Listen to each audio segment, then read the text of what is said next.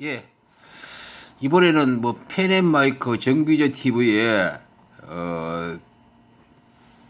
뭐 성재준이라는 젊은 친구가 이제 거기서 뭐 가끔 출연을 한다는 그런 얘기 같아요. 그 하면서 이제 첫째 이제 대충 뭐 어떤 총론적인 얘기를 좀 하는 방송을 들어봤는데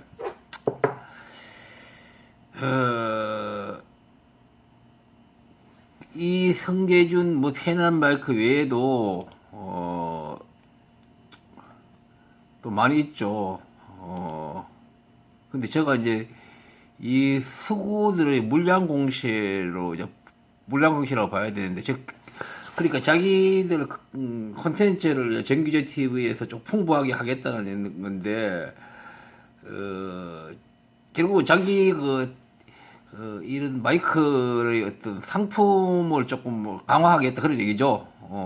뭐 서로 이제 이익 관계가 되니까 이렇게 가시가 된 거고, 정기제라는 그 대표적인 그 보수 농계 이제 끌어들였고, 뭐 성재준도 서로 자기 이익이 되니까 서로 이제 뭐 자본주의 그야말로 교환 경제를 실현하는 건데요.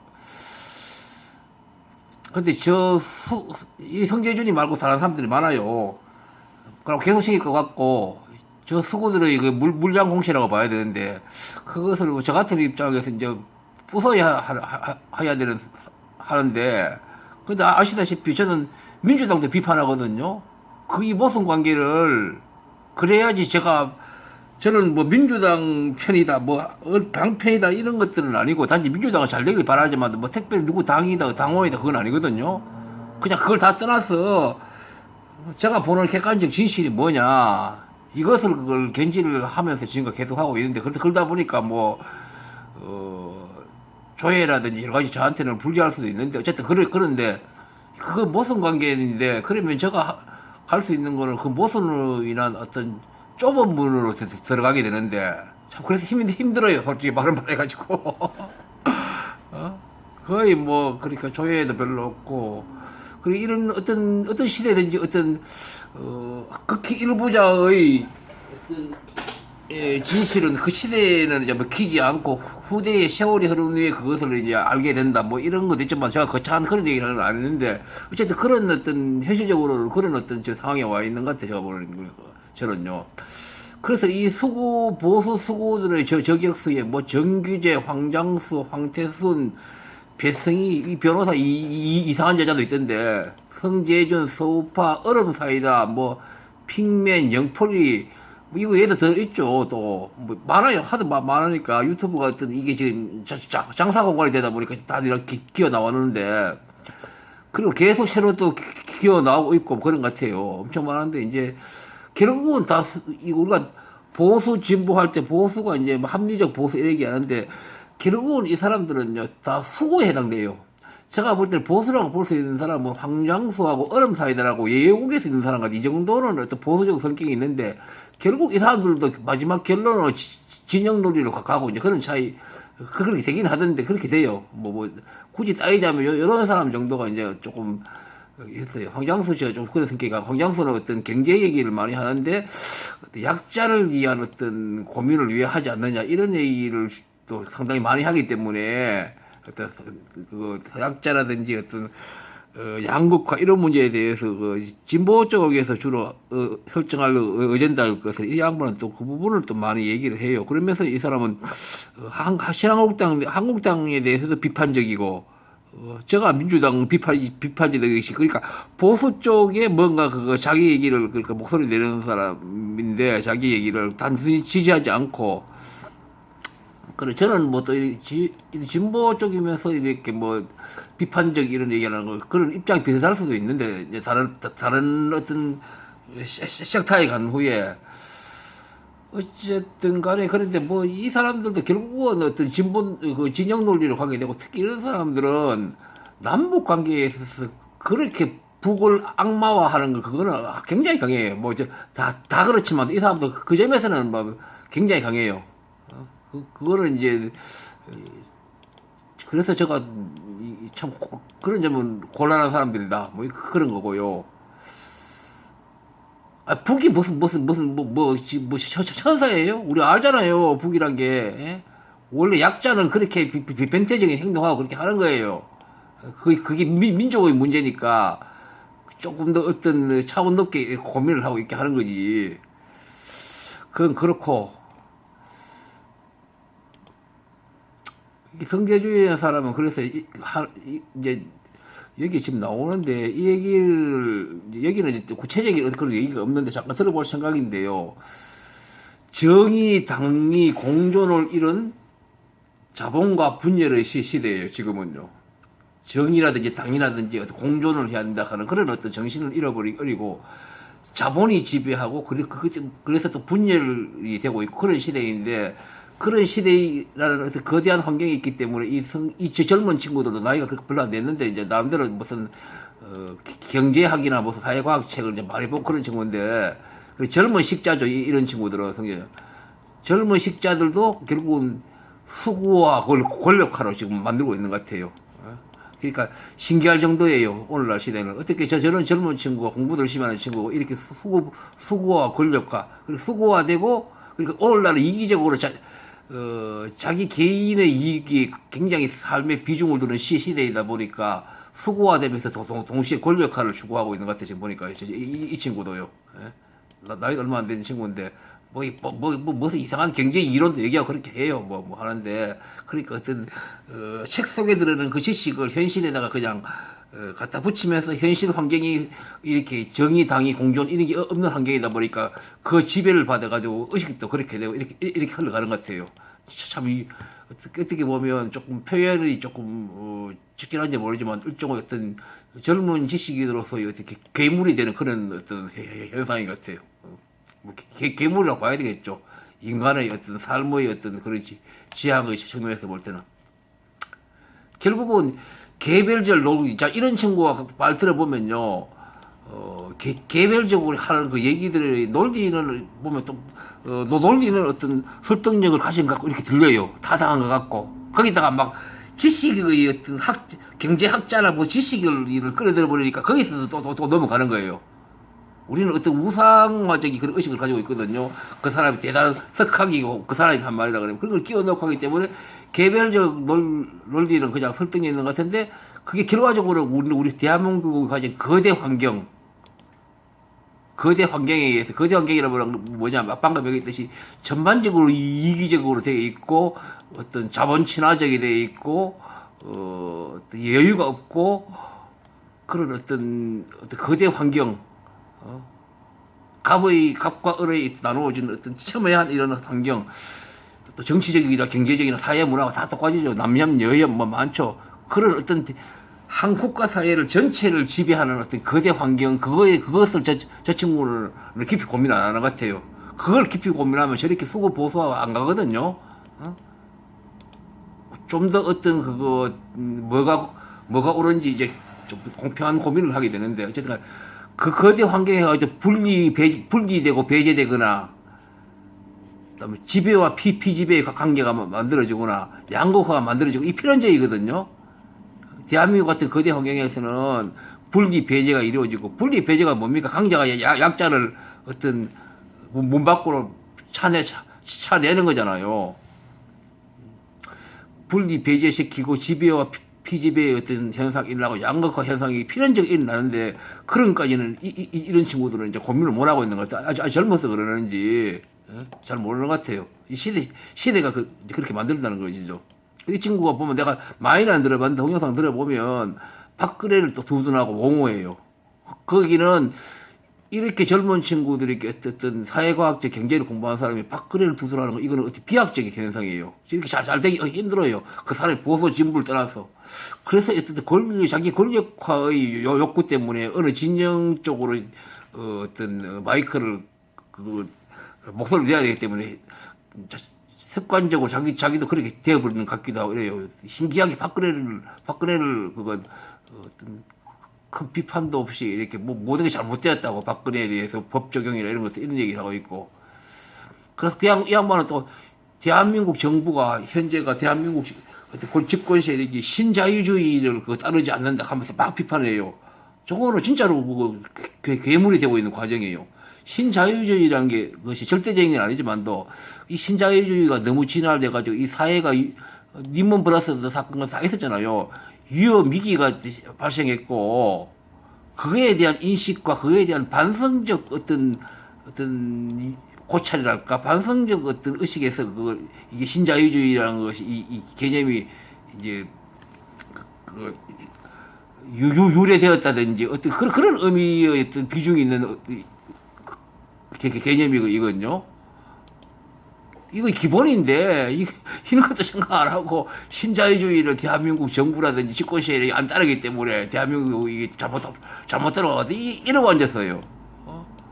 어떤 개념이라는 것은 거기가 발생한 유래라든지 어떤 무게가 어떤 방향의 무게가 있는지 개념이 있거든요.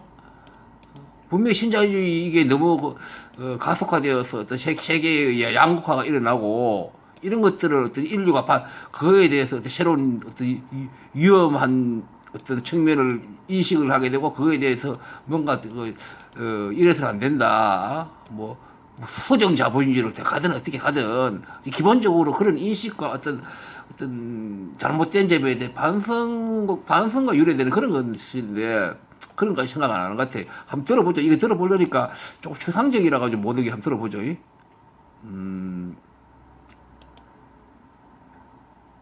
야, 너지? 뭐 문재인 정부 같은 경우는 뭐 여러 가지 또 이따가 또 제가 말씀드릴 기회가 있겠습니다만 흔히 이제 얘기하는 좌파적인 어떤 성향의 정책들을 되게 많이 쓰거든요. 지금 같은 경우도 뭐 민주주의 근간부터 흔드는 행위도 되게 많이 하고 경제적으로도 마찬가지로 문제가 있다 보니까 뭐 여러 가지를 뭐 크게 고민을 제가 안 하더라도 좌파적인 어떤 성향의 그 이데올로기만 좀 파악을 하더라도 다 좀 일관되게 좀 지적을 할 수 있는 부분들이 많은 것 같습니다. 그래서 이제 그런 부분들이 있다 보니까 뭐 어떻게 좀 대처를 해야 되는지 뭐 이런 부분들도 조금 쉽게 생각할 수 있는 것 같습니다. 네. 지금 저희 정규재 주필과 오시기 전에 잠깐 얘기를 했는데 뭐 그렇게 문재인 정부를 좌파 정부라고 규명한 거 이것도 잘못된 거예요. 문재인 정부 좌파 정부 아니에요. 중도 정부죠. 좌파 정부. 주필도 그걸 엄청 칭찬을 하셨거든요. 요즘 뭐 이 좌파 진영에서도 유튜브의 그 위력을 좀 깨달아서인지 네네.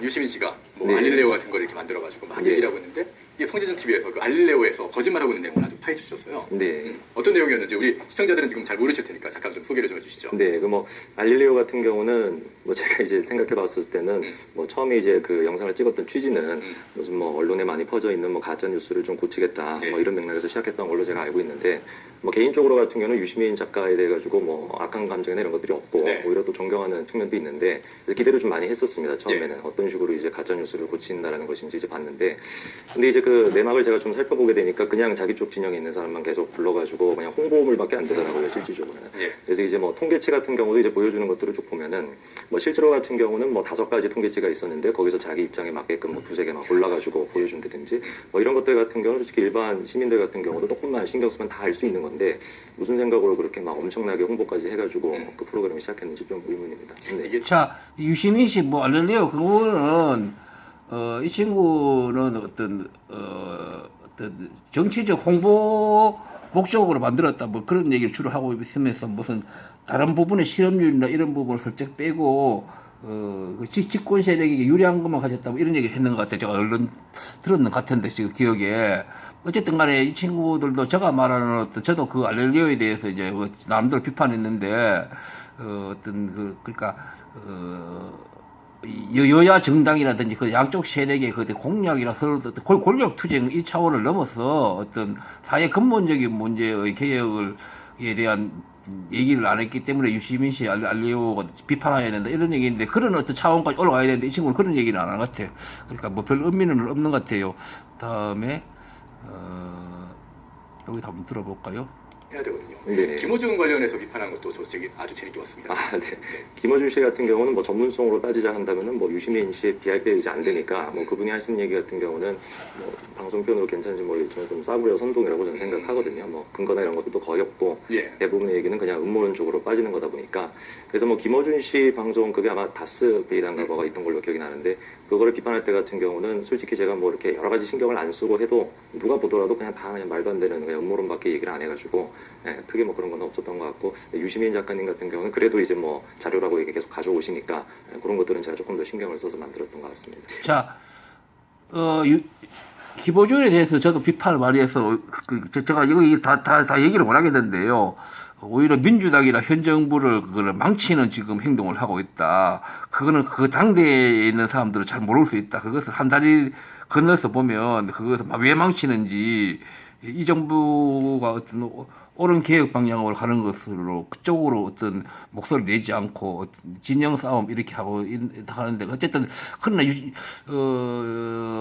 김어준 씨나 이런 세력들이 그렇다고 우리 한국 역사에서 역할을 안 한 건 아니에요. 어떤 새로운 구정권을 무너뜨리고 새로운 정권을 들어서고 하는 그런 데까지는 어떤 분명히 그거 중요하고 그거 상당히 의미 있는 역할을 했어요.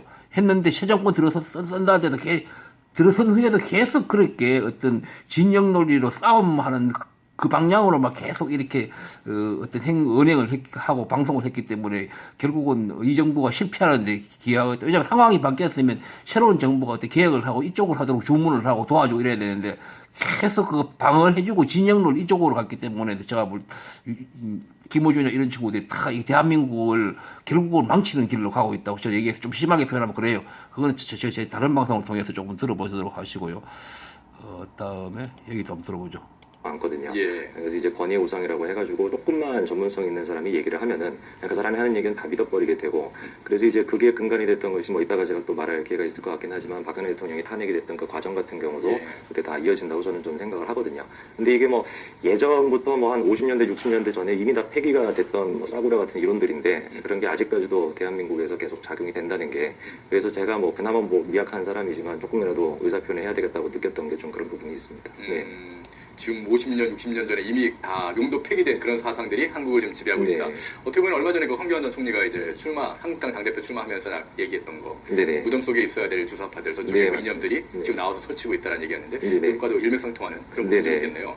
자, 이 얘기는 뭐 제가 얘기하기가 조금 시간이 조금 짧은 시간을 못 하겠는데 뭐 주사파 해석고 뭐 옛날에 그 어떤 좌파 이론 마르크스 뭐 이런 것들에 대해서 이미 폐기되었고 이미 공산주의가 그 지구상에서 멸망을 했고 어쩌고 이런 것을 내세우면서 이제 공격을 하는 경우인데 이 얘기는 제가 더 얘기 못 하겠습니다. 좀 이걸 뭐 짧게 얘기할 수 없으니까 그렇게 간단하게 볼 문제는 아닌데 그것에 대한 문제도 있으면서 동시에 어떤 긴 어떤 인류를 그러니까 대한민국이나 이런 것을 뭐 20년 아니고 50년, 100년 단위로 보면 인간 세계는 또 새로운 언제든지 또 반성을 해가지고 과거에 어떤 가지고 있던 이념이 다시 살아나고 이런 것들이 있어요. 지금 그러니까 어떤 당대에는 몰라요. 인간은요. 그 10년, 20년 그 사이에 당대는 몰라요. 그 수십 년 단위로 세대 단위로 넘어가면서 과거의 어떤 이념적 경향이 다시 반성적으로 살아나고 이런 것들하고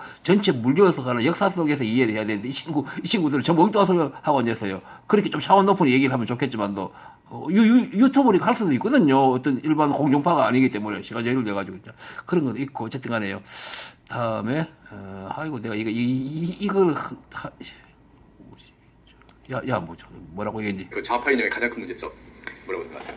문재인 정부가 이제 처음 출범했을 때 같은 경우 흔히 이제 촛불 정부라고 이제 많이 시작을 했었는데 예. 그거 자체가 일단 민주주의 근간을 흔드는 사상이거든요. 제가 봤을 때는. 예. 그래서 이제 촛불이라는 것은 뭐 바꿔 얘기한다면 이제 여론에 의해 가지고 이제 정부를 이끌어 나간다라는 것인데 진정한 의미에서 민주주의라는 것은 쉽게 얘기해서 법치가 기본이 돼 있는 상태에서 다 이루어져야 된다고 생각을 하거든요. 표현의 자유가 됐건 예. 뭐가 됐든지 간에 법치가 기본이 돼야 되는데 여론이나 민중 아니면 뭐 국민, 뭐 촛불 이런 것들을 근간으로 해가지고 정부가 만들어지고 또 불합리한 과정을 통해 가지고 전 대통령을 탄핵을 시키고 뭐 이런 식으로 지금 세워진 정부다 보니까 그 이후에 시행하고 있는 전체들을 다 보게 되면은 흔히 얘기하는 포퓰리즘성이 굉장히 좀 강하고 이제 뭐 촛불로서만 다 생각을 하는 경향이 좀 많죠. 그래서 법치라는 것이 무너져 있는 그게 좀 가장 큰 문제라고 생각을 좀 합니다. 네. 자, 이 친구들은 젊어서 그런지 아직까지 세상을 보러 보는 어떤 그런 어떤 안목이 없어서 그러는지 어떤 역사적인 어떤 흐름으로서 어떤 이해를 하지 않고 뭐 단순히 법칙 얘기를 하는 거예요. 박근혜 대통령 잘하고 뭐라고 지금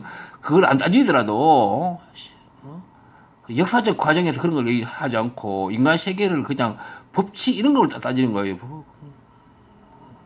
그러니까 역사적 과정에서 그것이 어떤 필연적으로 일어날 수밖에 없고 그 잘못에 대해서 이런 건데 그것을 법칙 문제로 따지고 있는 어떤 그런 한계가 있네요. 그건 그렇고 다음에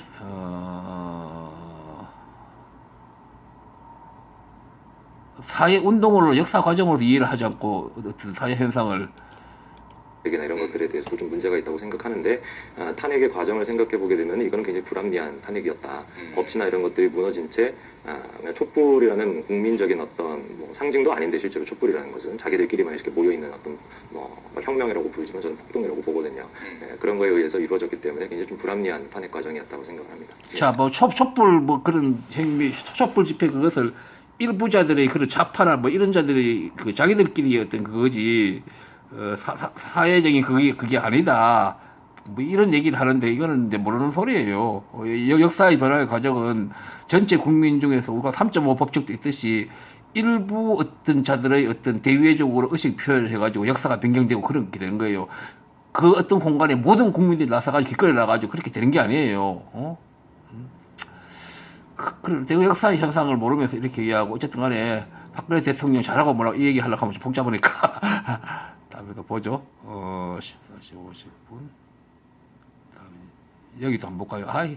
기소 중인 어떤 사건이나 아니면 재판이 진행 중인 사건들은 뭐 송부할 수가 없다 뭐 이런 법칙 같은 경우도 싸그리 다 무시하고 그리고 가장 큰 문제 같은 경우는 예전에 이제 정규재 주필님도 지적하신 것처럼 헌재가 이제 만장일치로 8명이 다 이제 탄핵 시켰던 건데 그것만 보더라도 헌법재판소조차도 촛불이라는 것에 두려움을 떨어가지고 그냥 법치를 무시한 채 결과를 냈고 가장 큰 문제는 헌법재판소 자체가 실질적으로 이게 뭐 제소가 되거나 이런 것이 아니다 보니까 굉장히 조금 여론 재판인 경향이 좀 컸다고 생각을 합니다. 자, 그게 앞에서 제가 다른 앞 동영상에서 했는데요. 어디를 했더라? 얼마 안 됐어요. 무슨 형사재판이 진행될 때 박근혜 대통령한테 헌법소원은 뭐 정지할 수 있다 그런 규정을 얘기해가지고 이 친구도 그거 팩맨 하듯이 똑같은 얘기를 하고 있네 지금요. 그건 할 수 있다는 얘기고 더군다나 그거 대통령이라는 중요한 자리가 사실상 고리가 생겼는데 그것을 형사재판 끝날 때까지 지금 아직도 안 끝나고 있는데 2년 3년 몇 년까지 그렇게 안 해야 된다는 말도 안 되는 소리를 지금 하고 앉았어요. 또 아까 방금 뭐라 그랬더라? 뭐라 그랬더라? 어쨌든 그래요. 갑자기 또 생각이 나네. 16분 다음에 17분 30분.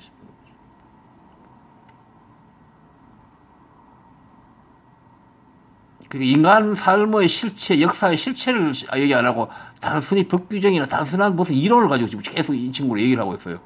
저렇게 전부 다 가지고 있는 사람들이 제일 특기가 있는 게 제가 생각했을 땐 선동이나 아니면은 언변 이런 게 굉장히 좀 뛰어나거든요. 예. 그래서 이제 국민들이 뭐 요즘 같은 경우는 유튜브나 이런 걸 통해 가지고 그래도 다행인 것은 보수적인 어떤 합리적인 생각을 가지신 분들이 의견을 좀 많이 내고 계시니까 그런 것들을 좀 많이 시청을 조금이라도 하신다 하면은 충분히 이제 비판적인 안목을 가지고 그런 사람들의 얘기를 걸러낼 수가 있을 거거든요.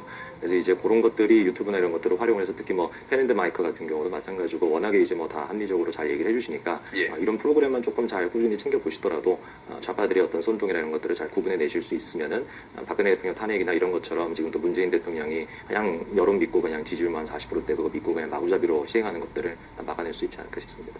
네. 자, 좌파들의 선동을 이렇게 이제 우파들이 지금 활발한 유튜브를 계속 만들어야 된다. 뭐 이런 식으로 해가지고 방어를 하고 해야 된다는데,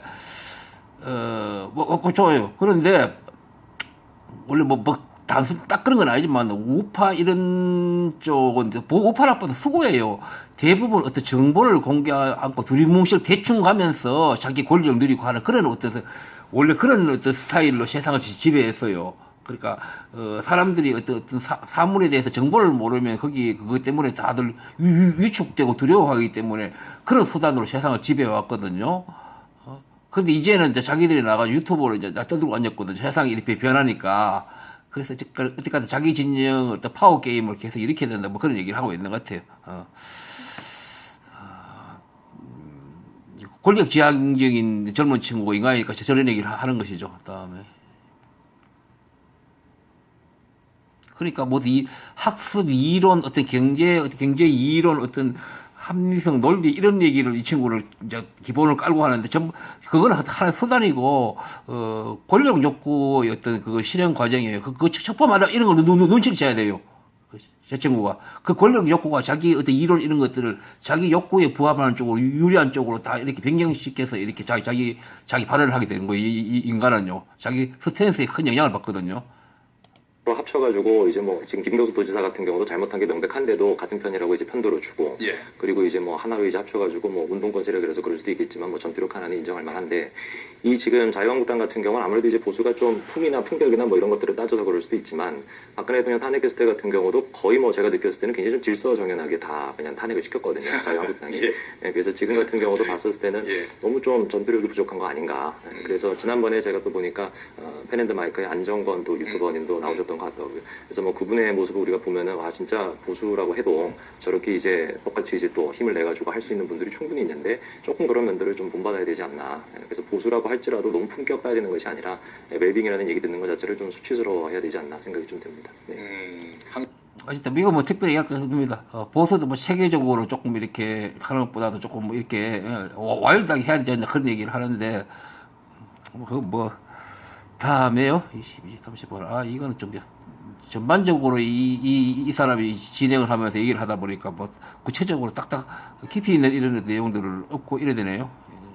여기 한번 보죠. 뭐라 그런지. 지금 많은 분들이 또 이제 좀 걱정하시는 게 원래 분열은 좌파의 몫이었는데 보수는 부패로 망하고 좌파는 그러니까 이 진보 진영 쪽은 분열로 망한다 이런 건데 이게 좀 바뀐 것 같은 그런 느낌이에요. 네. 오히려 이 문재인 정부 쪽에서 온갖 비리는 다 터져 나오고 완전 비리 공화국을 만들고 있는데 근데 보수가 지금 분열하고 있단 말이에요. 참 희한한 것이 제가 이제 개인적으로 느꼈을 때 흔치 않는 기회거든요. 지금 시기는. 그래서 이제 뭐 이재명 도지사 같은 경우도 지금 이제 뭐 아직 문제가 끝나지 않았고 김경사 도지사 같은 경우도 그렇게 돼 있고 안희정 지사 같은 경우도 그렇게 돼 있는 상황에서 솔직히 조금 보수가 지금 만약에 힘을 모아가지고 이거를 만약에 좀 공격을 좀 못하면 기회가 있을까 싶을 정도로 조금 제가 봤을 때는 빨리 리더십이 장착이 돼가지고 지금 이거를 좀 잘 좀 풀어나가야 된다고 생각을 좀 합니다. 자, 뭐 이것도 크게 없는데 지금 이제 정치 상황이 이제 지금 뭐 청와대에도 이런저런 인사상 문제도 있고 어쨌든 간에 대통령 지지도 떨어지고 이러니까 이 보수 쪽에서 이제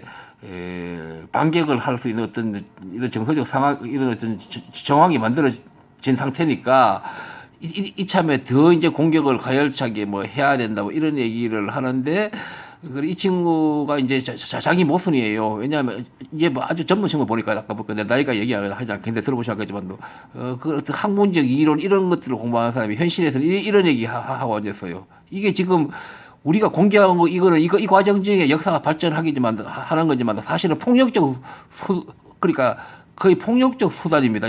우리 사이버 공간에 하고 있는 우리나라가 지금 일어나는 이 현상의 성격을 볼 때는 이런 과정이 전체적으로는 이제 발전하는 면도 있지만도 조금 한편으로는 또 폭력적인 방식인데 전부 다 왜냐하면 이 사이버 공간에서 어뢰 폭력을 하듯이 그러니까 가짜 뉴스를 비롯해가지고 막 온갖 이렇게 물장 싸움을 하고 있거든요. 자, 그럼 남들이 가는 것도 이 친구도 같이 휩쓸려가지고 그쪽으로 이제 자기도 하겠다 이제 이런 의사를 지금 내고 있어요. 그래야 된다고 뭐 이렇게 얘기하고 있어요. 어쨌든 그렇고 한번 더 보죠. 아이고 뭐 이거 지금 조금 애매하네 이게. 지금 현재 제가 느꼈을 때 같은 경우는 보수적인 생각을 가지고 계시는 분들이 더 많이 지금 늘어나고 있거든요. 그래서 이제 뭐 어떤 시민이 됐든지 간에 자기 생각을 지금 유튜브로 잘 표현을 하면은 그게 새로운 또 여론이 되고 분명히 큰 효과를 발휘할 것 같거든요. 그래서 항상 좌파들이 좀 많이 쓰는 게 여론몰이나 이런 것들이 좀 능숙한데 그런 것들을 우리가 유튜브나 이런 것들도 펜앤드 마이크를 필두로 해가지고 그런 것들이 되면은 충분히 좀 잘 그걸 헤쳐나갈 수 있다고 봅니다. 예, 됐습니다. 여기까지 보고요. 어쨌든 간에 뭐 여론몰이 전이 벌어진 상황이니까 이 보수 쪽도 여론몰이를 이렇게 이 유튜브라든지 이런 수단을 통해서 잘 해야 된다, 잘 하자, 뭐 이런 어떤 의기투합하는 저는 얘기들 지금 하고 있는데 제 사회자하고 어쨌든 그렇습니다.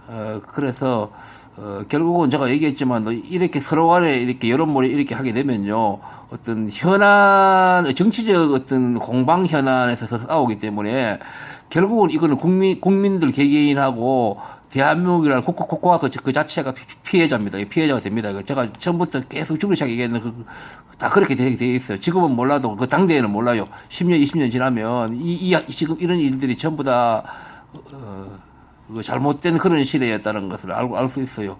옛날에도 그런 거 있었어요. 그 뭡니까 그게 남한선서입니까? 그 김훈 소설 같은데 제가 본지 오래돼서 기억이 안 나는데 거기에 무슨 끊임없이 거기에 공중에 있는 그런 어떤 강요들입니까? 이렇거든. 끊임없이 뭐 논쟁만 하고, 이렇게 하는 그런 시대가 과거에 소설도 있었고, 어느 시대에 있거든요. 그러니까 말잔치만 하면서 그 국가 사회가 그 국민들이 진정으로 필요한 것은 그냥 망각을 하고 이렇게 세월을 보내버리는 이런 시대가 있거든요. 어느 사회나 어느 국가나 있는데 그런 것들이 많이 없으면 더 좋은데 이 대한민국 현재는 지금 그런 시대를 흘러가고 있어요. 그래서 제가 결국은 세월이 지나서 보면 국가와 대한민국 국민이 그 피해자가 된다 이런 얘기인데 어쨌든 간에 뭐 이런 보수 마이크도 자꾸 생기고 하니까 지금 그 여론전에서도 지금 이제 촛불 정부하고 한참 그 대통령 지지도가 유지되고 언제까지 작년 언제까지입니까? 그 유튜브에서 보수 쪽에서 먼저 뛰어들어가 명렬히 하면서 작년 어느 순간부터 이제 보수 쪽도 이렇게 여론을 상당히 어떤 효과를 얻고 있는데 앞으로 더 맹렬히 할 것 같은데 모르겠습니다. 이걸 서로 방어한다고 해서 싸울 건데 그러니까 저는 제 입장에서는 이렇게 뭐 민주당도 같이 비판해야 되니까 어떻게 해야 될지 모르겠는데 어쨌든 간에 민주당도 비판하면서 이런 쪽 보수들에 대해서 뭐 좀 비판을 하고 할 수밖에 없겠네요. 참 어렵네요. 좁은 문에 닿아가지고 어떤 진실이 뭔지를 자꾸 찾아내야 되니까 참 어려운 문제네요. 차라리 나는 민주당을 그냥 무조건 지지한다는 그런 목소리만 내어버리고 그냥 깨끗 과함 지르면 좋을 건데 그건 진실이 아니니까 그렇게 할 수도 없는 거고 어쨌든 간에 이 정도로 이 정도로 하겠습니다. 예.